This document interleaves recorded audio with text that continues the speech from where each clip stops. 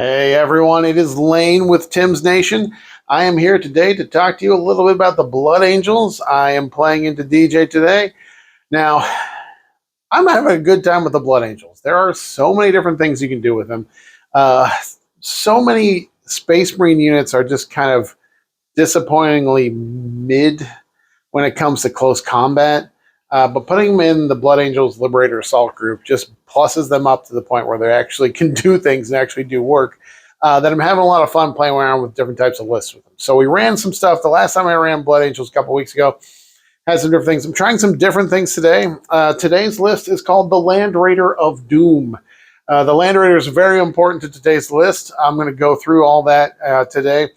As we go through the list afterwards, I've got some surprises for you, some interesting tech that I came up with. We'll see how it plays out, so stay tuned, because after the actual list breakdown, I'm going to go into what my little secret tech is. But the idea today is that we are taking a Land Raider Crusader and packing it full of as much damage output that we can possibly put in there. I figure Black Templars can probably just squeeze more sheer damage output into a Land Raider than Blood Angels, just with those Sword Brethren and their damage output. But I'm going to try and squeeze as much as I can in here. So the idea today is I'm going to have a Land Raider Crusader. It's got 16 transport slots for 16 infantry. I'm going to use every single one of them. We've got a Blade Guard veteran squad going in there with a captain and a lieutenant attached. We have a 5-man assault intercessor squad with a captain and a sanguinary priest attached. And that gives us 15. And it's got a 16 transport capacity. So we are shoving Mephiston in there as well. He's just a regular dude. He's just a Space Marine infantry. So he can go in there and just takes up one slot as well. Unfortunately, I don't have the Mephiston model yet. We're going to be using Astartes.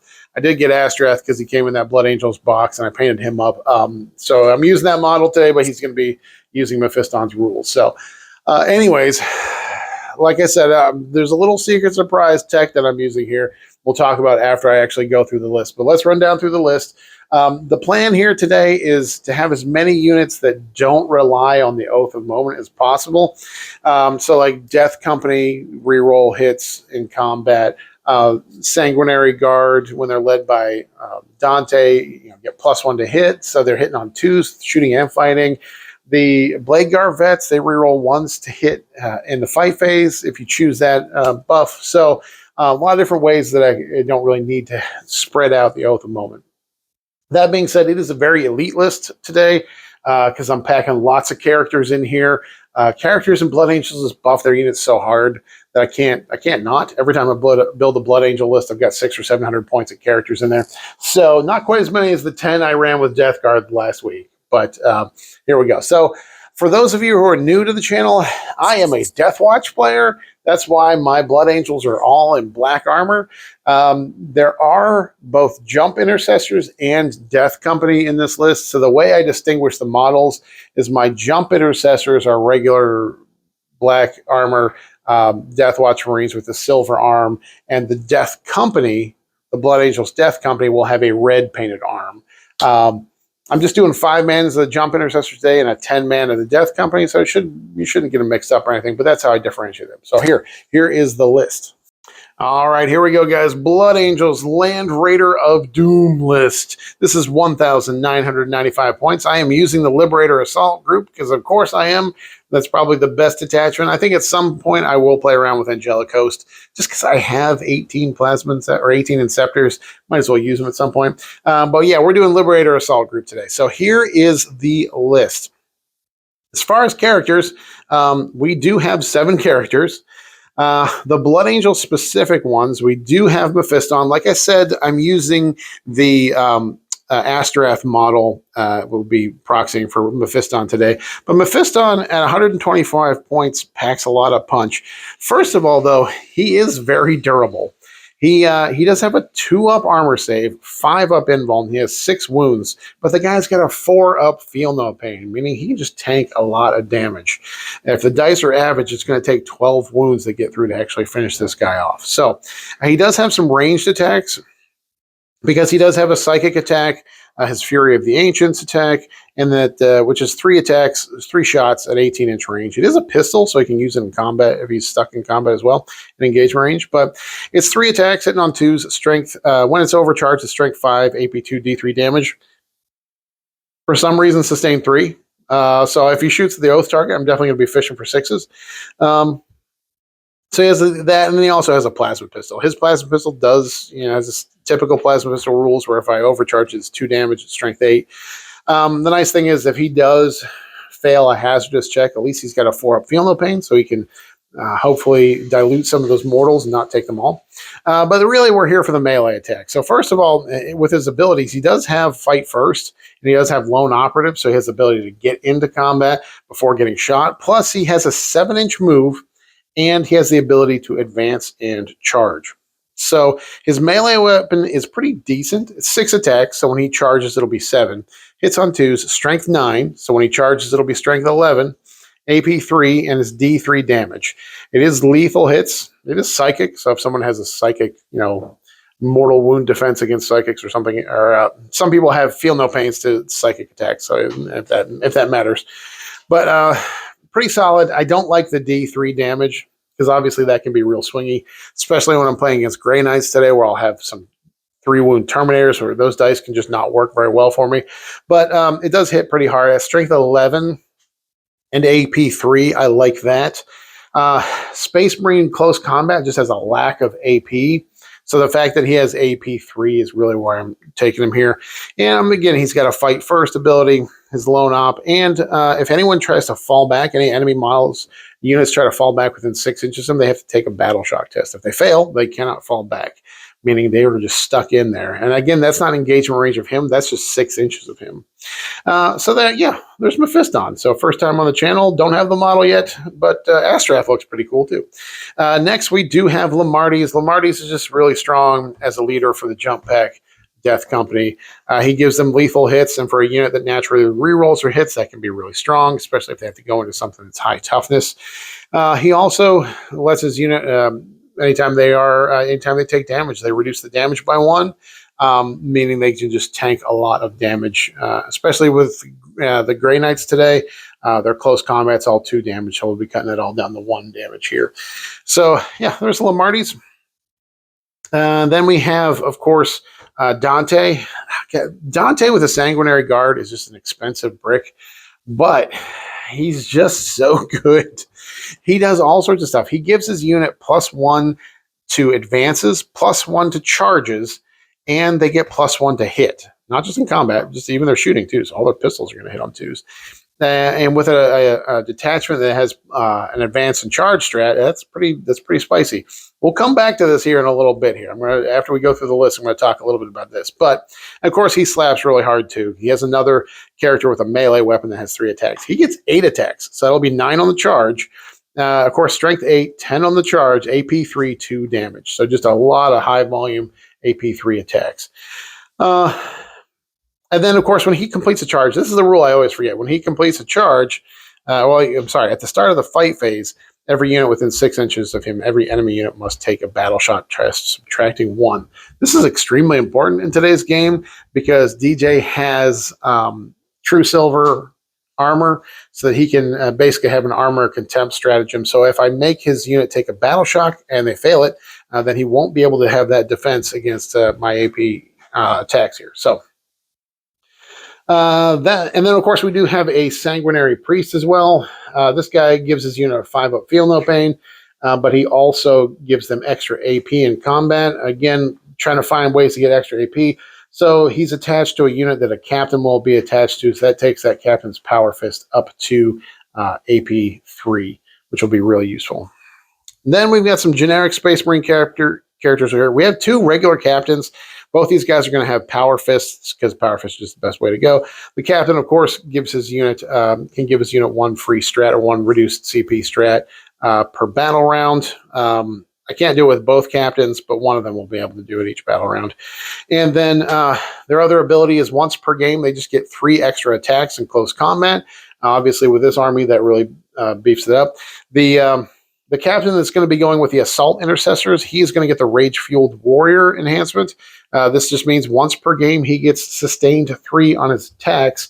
So, as you've probably seen some Blood Angel players doing already, he charges in there, so he goes from 5 attacks with the Power Fist to 6 because of Liberator, gets the extra 3 from his once per game captain ability, and then if he's going into the Oath target, you just fish for 6s. Every 6 is 3 hits, and that Power Fist will be strength 10 on the charge, meaning this guy can just really slap and really shred things. I've seen him get up to 20 hits in combat by just rolling a fair number of 6s. So the other captain will be leading the Blade Guard vets, and he will have the speed of the Primarch enhancement. That just gives his unit fight first once per game. So 1 point during the game, I can give them fight first. And then we have one lieutenant. The lieutenant is just, I just wanted to make the Blade Guard vet squad as beefy as possible, so I wanted to put the captain and lieutenant in there together.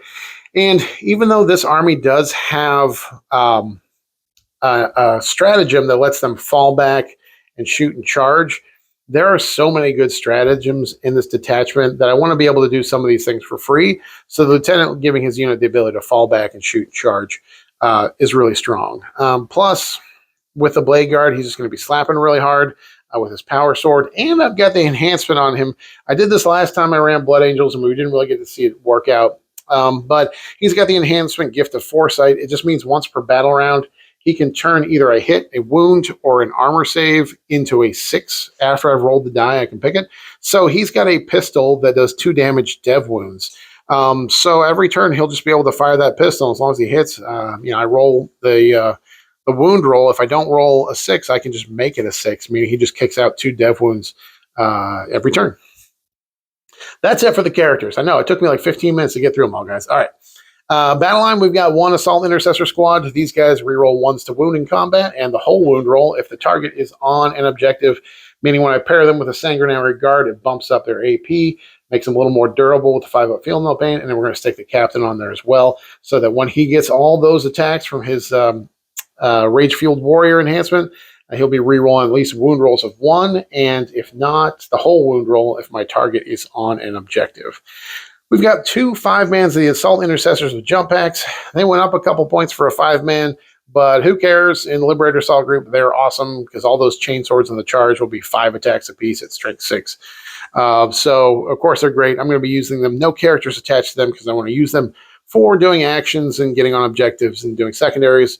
But, of course, when it's time for them to go in and slap, they do have the ability to do that. We've got a 6-man Blade Guard vet squad. I like these guys because, obviously, with Blood Angels, their power swords go from strength 5. On the charge, they go to strength 7, which is a kind of a huge break point, especially if I want to use a lance strat on them or something like that. If I'm going into a harder target, but into infantry, it makes a big difference. It crosses that critical threshold there. They are 4 attacks apiece, so on the charge, they go to 5 attacks apiece. Kind of a big deal. And I like the fact that their special abilities at the start of the fight phase, you can either choose to reroll 1s to hit or reroll 1s on their invuln save, which just makes them either more killy or more durable. And in an army that I'm trying to get multiple engagements at the same time, I want to have units that don't rely on Oath of Moment to do the work. So even though it's just rerolling 1s to hit, it's still just giving them that extra damage output boost. Then we do have a 10-man of Death Company Marines with jump packs. The full rerolls to hit and being led by Lemartes is just so strong, especially with that damage reduction, meaning they're just even more durable. They've got a 6-up Feel No Pain, so damage reduction plus the 6-up Feel No Pain means it takes a lot to chew through them. The 10-man squad, the jump pack guys, they reroll their charge rolls, which is, again, a real benefit for me not needing to spend the CP on charge rerolls. And in the 10-man, they have 3 Power Fists and 2 Eviscerators, so they do have a lot of damage output potential there as well. And we do have 1 5-man Infiltrator Squad. These guys are just key, especially with Blood Angels. I'm going to so many of my units are going to be charging across the field, moving out there to do damage, to engage. It's not like I have a shooting army where I'm going to have key shooting units held back to hold my objective. The Infiltrators definitely need to block out my opponent's deep strike abilities, kind of protect my home field objective. And then finally, Sanguinary Guard. These guys slap real hard. I am taking with them with the blades because the blades just seem better, even though the spears have the lance ability on them. So the blades, the Incarmine blades, are 4 attacks apiece. That means there'll be 5 on the charge. Hitting on 3s, but hitting on 2s when led by Dante. Strength 6, but going up to Strength 8 on the charge. And the big thing here is the AP 3. Not a lot of Space Marine combat units have that high AP. So they are AP 3 at 2 damage apiece. So they just crank out a bunch of attacks with good AP on them. Especially today, going into a 2-up armor army, I'm gonna need that AP, guys. And their abilities are kind of nice. They do they're neg-1 to hit in combat, and when they're led by a character, they're neg-1 to wound in combat. So they can be a little squishy when people are shooting at them. They have 2-up armor and a 4-up invuln, but they're only a T4. They are 3 wounds apiece, but certain profiles of shooting damage just chew through them really quickly. I do have to watch out for that. I don't want to get them shot up too soon because the 6 Sanguard plus Dante, that's a steep 400 points. I like the fact that they don't need Oath and they're independent and they can move really fast, but if they get shot up real quick, that's a hard 400 points to lose. But anyways, that's not going to happen today. They're going to live forever and they're going to win the game. Okay. All right, that is the list, guys. Oh, wait, no, there's a Land Raider. I forgot, the Land Raider of Doom. We can't forget the Land Raider of Doom. We are running a Land Raider Crusader today, and it's got some bolters and stuff on it. I don't care. The only thing I care about is the fact that it has a transport capacity of 16, and it's the cheapest Land Raider at 220 points. So we are packing as much in there as we can. So here's the plan. The Land Raider is going to have the 6 Blade Guard vets with the captain and the lieutenant, the 5 Assault Intercessors with the captain and the Sanguinary Priest, and Mephiston being played today by Astartes. So that's 16 models going to be packed into the Land Raider. However, they're not going to start in the Land Raider. So what am I going to start in the Land Raider? I am going to start the Sanguinary Guard and Dante in there. And here's why. They're on 40 millimeter bases. Dante's on a 50 millimeter base, but it doesn't matter because they are just Space Marine infantry with jump packs. And the Land Raider, for its transport, says you can take Space Marine infantry and jump packs count as 2 models. So there's 7 of them. That counts as 14 models. They're going to start in the Land Raider. But why, Lane? Why would you do that? Because a number of things. First of all, the Land Raider, when they disembark from it, they're going to move 3 inches for their disembark.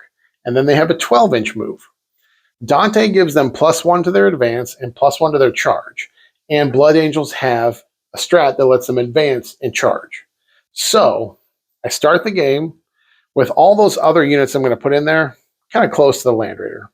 But the Sanguinary Guard and Dante inside the Land Raider. Right on the line, ready to go. Turn 1, I can disembark them to 3 inches, plus their 12-inch move, that's 15. They get +1 to advance and +1 to charge. So we add those 2 in there. That gives them 17.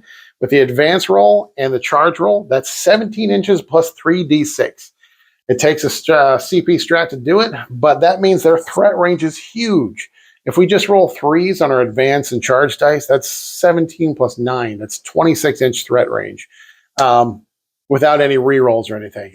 So it means that depending on where I put the Land Raider and where DJ puts his units, I can go out and charge with these guys turn 1. Of course, with Grey Knights, they do have the Miston Demos, so they can pop away if they want to, if he wants to spend that CP. So I may not turn into them getting a turn 1 charge in this game, but I can position them at least. So turn 1, they shoot out. Maybe they make a charge, or maybe they just advance into a good position stage for the next turn. Everything else that I was going to put in there, the Blade Guard vets, the Assault Intercessors, Mephiston, all the characters, they all pile into the Land Raider, and then the Land Raider shoots up the table. So turn 2, all that stuff can come out there. But at least turn 1, get that extra movement. That's 17 inches plus 3d6 charge threat range off of the Sanguinary Guard. So that is the list. Yeah, follow me over to the battle report, and let's see how these guys do today.